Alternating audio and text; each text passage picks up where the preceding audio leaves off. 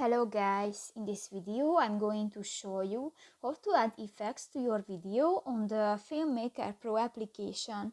But first of all, I just want to mention, please don't forget to subscribe to our channel, because at 100,000 subscribers we are going to show you our YouTube revenue statistics and growth strategy, how to make money online. So let's jump into it. First of all, open the application on your device.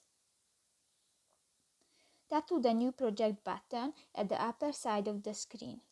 Tap to the plus icon at the lower left corner of the screen and just select a video from your device and click to the OK button. Tap to the video clip and tap to the second option, the FX, at the bottom of the page.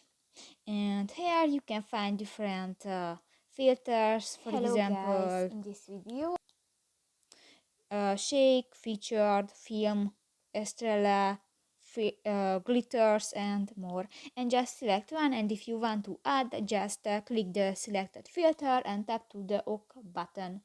So that's pretty much it for this video, guys. See you in the next one. Bye bye.